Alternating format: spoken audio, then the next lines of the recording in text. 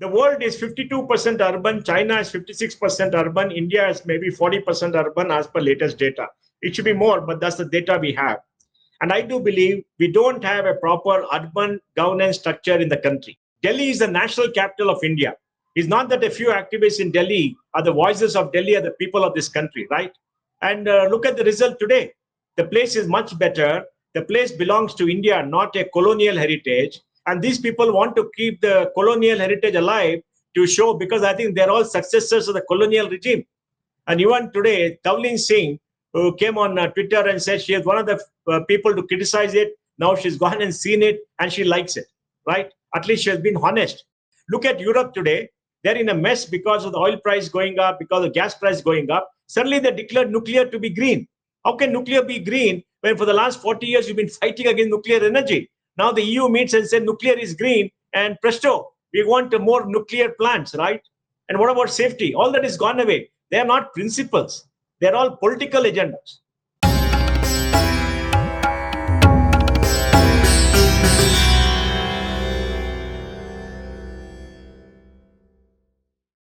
Namaste. Welcome to Chitti Media. This is the Current Affairs Show, and I am your host Kamal Madi Shetty. Today on our show, we are going to discuss some very important issues and topics that have come up in the last few days. And to do this, we have a very special guest with us, TV Mohandas Pai ji. He is the chairman of Arin Capital Partners and a very well-known public voice, a technology expert. And thank you so much, Mohandas ji, for joining us today. Namaskar. Mohandas ji, if I can begin this conversation by talking about the Narmada Dam, which has been in the news in recent days. And this is because Prime Minister Modi last week actually commented about how certain activists like Medha Patkar were so wrong about the Narmada Dam. And today, the Narmada Dam, with its raised height, irrigates more than 24 lakh hectares of farmland. It generates enough power for up to 14 lakh homes and also provides drinking water for lakhs of homes. How do you view this? And also, I wanted to particularly ask you, how damaging has such misplaced activism and misleading political narratives been for India over the decades? I think the misplaced political activism has been very, very damaging for India because we are a poor country. And being a poor country, we need development activities. Yes, when you build big dams, we are going to divert the course of rivers, accumulate water. There is some environment impact. There is going to be impact on people who have to be resettled. But the larger impact for a country of our size and our capacity is important. Here, an extremely large number of people have been benefited. They've got drinking water, they've got water for irrigation. Yes, a few thousands have been hurt because the land has been submerged. And the issue is proper resettlement. Now, what Medha Patkar and the ilk did was voodoo science, voodoo economics. They came and sold a sob story, which many people bought because all these bleeding hearts think that they know the answers for people and government is always wrong. It ended up being very expensive. It ended up people paying a high cost. It delayed the benefits of the project, and thereby the prime minister was right in calling up. Even in Kundankulam, in that nuclear plant, it is the German churches and European churches who paid money. Even Dr. Manmohan Singh pointed out they paid money, bought the crowds, and the local, all these activists, got money and sell the story. They sell out their souls. So I think India has been damaged by many of them. Of course, we must understand that some of the points they make is very valid, that there must be proper resettlement, we must have environmental impact, etc. But you can't go on delaying it. It's like the road in the Char Dam, right? They went and convened the Supreme Court one time that was limited to 5 meters. Until the government is able to go to the Supreme Court and say, we need the 10-meter road because you want to move the armed forces to the border in case of need. And China has already built a 10-meter road the other side, and we can't be sitting ducks. And then the Supreme Court relented. We have to have development. We must take the environment issues along with us and make sure the damage is limited. But these people delayed it too much. And in a court system, anything that goes to court gets stuck. That's the real tragedy.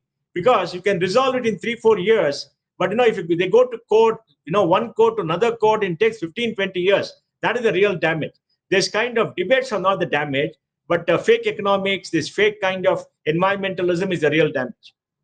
Absolutely, Mohandas ji. And another example that I wanted to discuss with you is regarding the Central Vista project. Now, certain areas of the project have been opened up for the public in recent days, and more is going to happen in the next few days. And people have actually come to see how the project has not only boosted the aesthetics of the place, but obviously also is boosting the efficiency and the the convenience of ordinary people in that part. So do you see the Central Vista project also as one of such cases where misleading Absolutely. narratives, they have It is a completely political misrepresented it? It is a political opposition to the Central Vista project by giving us fake narratives of lack of environment control, destruction, etc. And I think they never went into details as to what the project was, right? They all abused it. They all thought they are the saviors. I mean, Delhi is the national capital of India. It's not that a few activists in Delhi are the voices of Delhi, are the people of this country, right? And look at the result today. The place is much better. The place belongs to India, not a colonial heritage. And these people want to keep the colonial heritage alive to show, because I think they're all successors of the colonial regime. And even today, Tavleen Singh, who came on Twitter and said she is one of the people to criticize it, now she's gone and seen it and she likes it, right? At least she has been honest. Whereas many of the others have been hypocritical, opposition for opposition's sake. And many of them are funded by overseas activists who are do-gooders, who like to show that they're the one to going to save this planet. Look at Europe today. They're in a mess because of the oil price going up, because of gas price going up. Suddenly they declared nuclear to be green.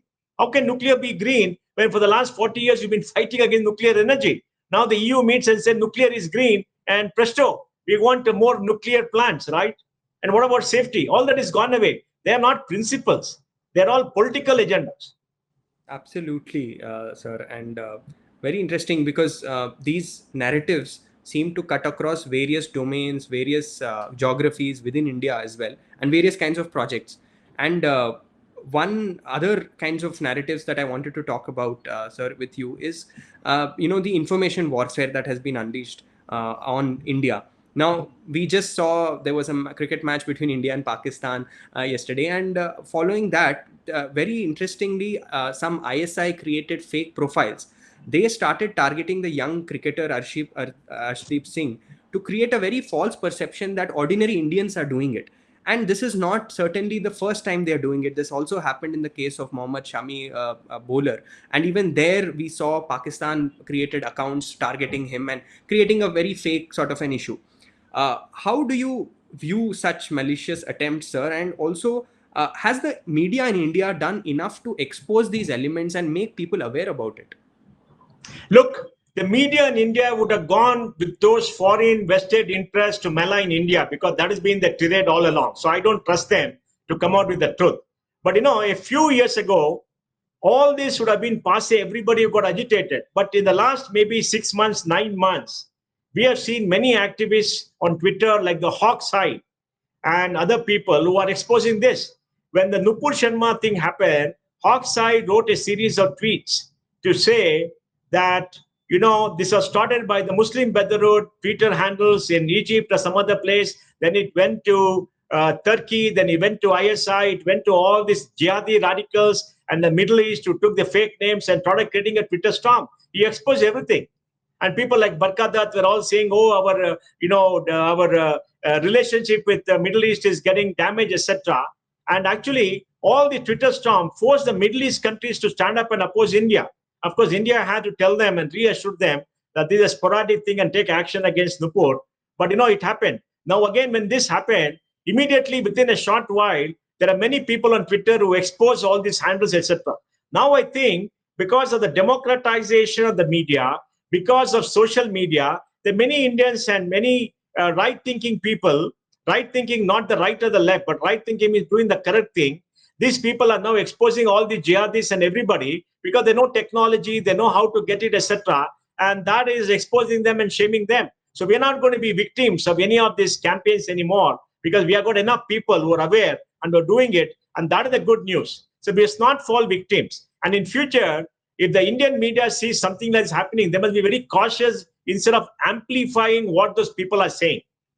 They're all got a vested interest. The ISI is become an expert in social media warfare. Turkey and the jihadi elements are doing it. The American Indian Muslim Association is doing it in a big way, because they're all being funded by, the person in Europe who's funding them.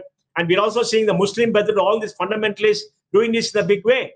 And they joined hands with the leftists to create a coalition to attack everybody else.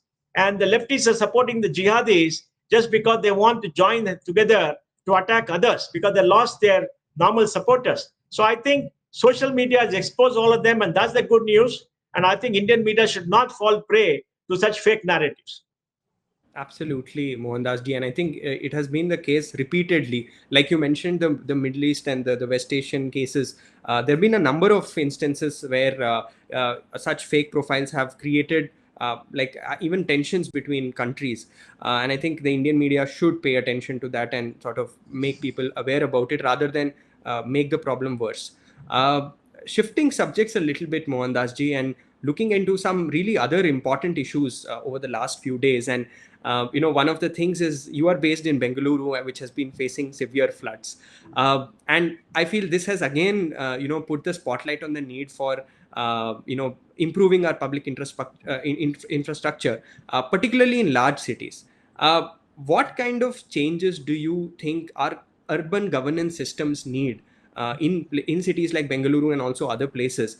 And is it time, Mohandas ji, that we rethink and revamp our local governance? Look, let me say this. The world is 52% urban, China is 56% urban, India is maybe 40% urban as per latest data. It should be more, but that's the data we have. And I do believe we don't have a proper urban governance structure in the country. We have the 78-79 amendment to bring in the Panchayat Raj regime, and that's what we have bought. But we don't have an amendment to the constitution to give autonomy and authority to our urban areas.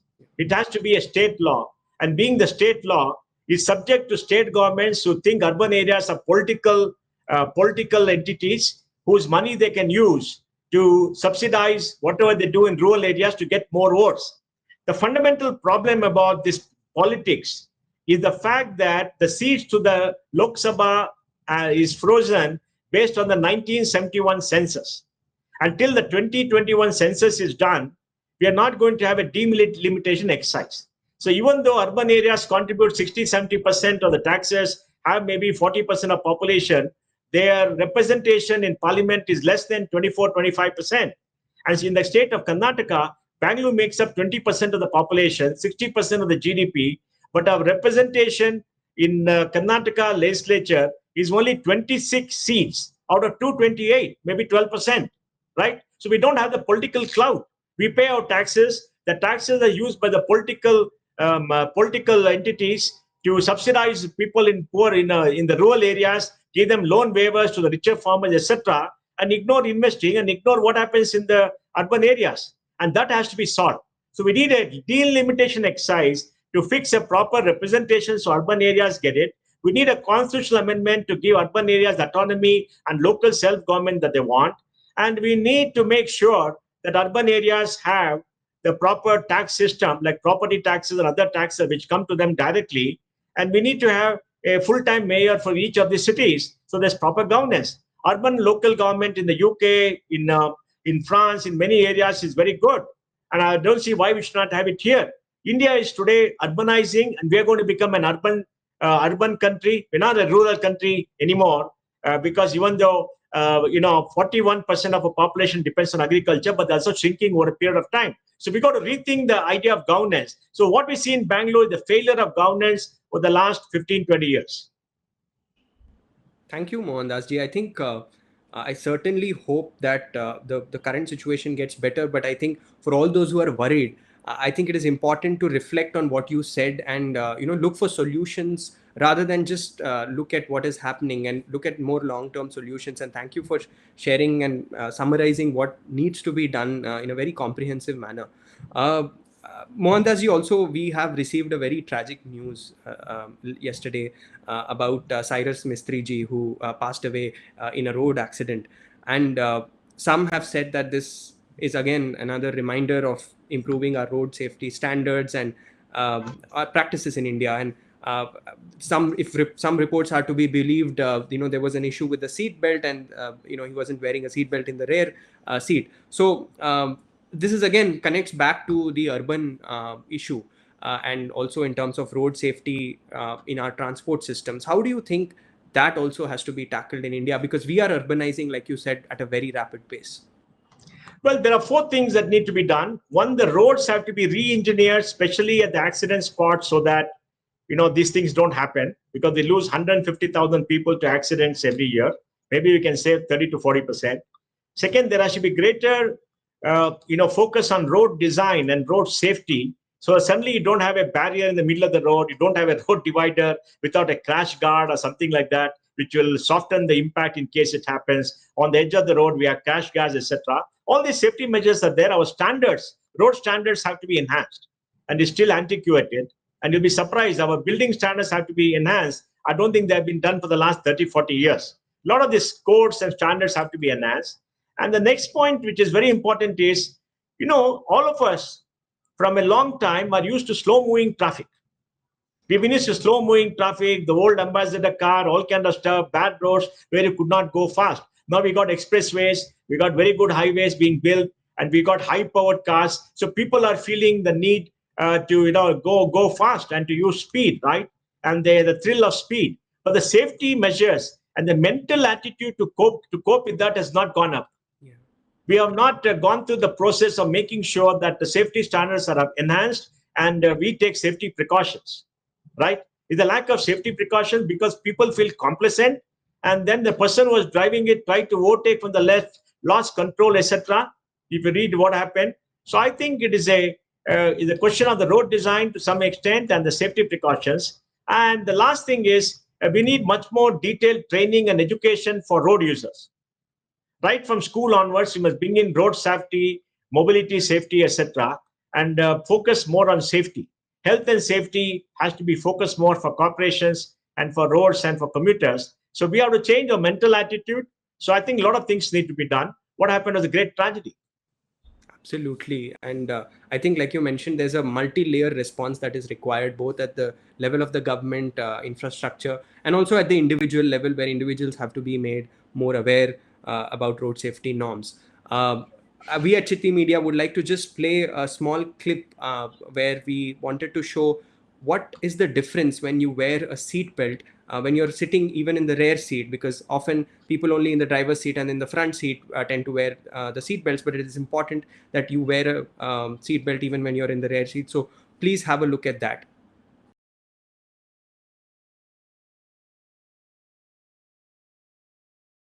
So as you saw, please do follow safety instructions and stay safe. Thank you so much, Mohandas ji, for sharing your views on the variety of developments that have been happening in the last few days. We hope to connect with you once again. Thank you so much. Namaste. Thank you. Namaste.